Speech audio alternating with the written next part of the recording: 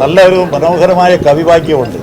മദ്വചനങ്ങൾക്ക് അറിയാമല്ലോ, ഉദ്ദേശശുദ്ധിയാൽ മാപ്പ് നൽകണം എന്നത്.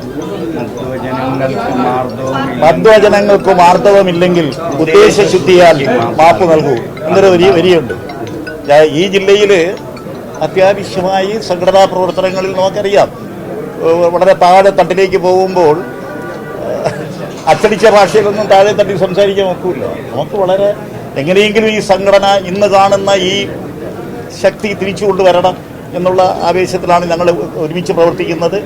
ശക്തൻ്റെ പ്രവർത്തനങ്ങൾക്ക് പൂർണ്ണമായ പിന്തുണ ഈ ജില്ലയിലെ എല്ലാ പ്രവർത്തകരും ശക്തൻ്റെ പ്രവർത്തനത്തിന്. കാരണം ഈ ജില്ലയെ അറിയാം, ഈ ജില്ലയിലെ നേതാക്കളെയും പ്രവർത്തകരെയും അറിയാം. ഈ ജില്ലയിലെ പ്രവർത്തനങ്ങൾ ഏകോപിപ്പിച്ചു കൊണ്ടുപോകാൻ കഴിവുള്ളവരാണ് ശ്രീ ശക്തൻ.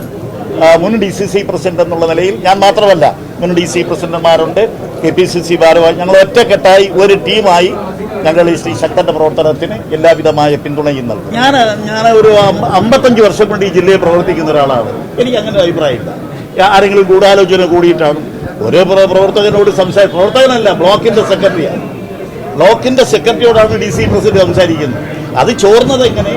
ആ ചോർന്നതിന് ശേഷം ഉണ്ടായ സംഭവവികാസങ്ങളാണ്. സ്വാഭാവികമായും അതിനകത്ത് വലിയ ഗൂഢാലോചന നടന്നു എന്നുള്ളതല്ല. അത് പാർട്ടി അന്വേഷിക്കാൻ പറഞ്ഞു കഴിഞ്ഞു, പാർട്ടി അന്വേഷിക്കും.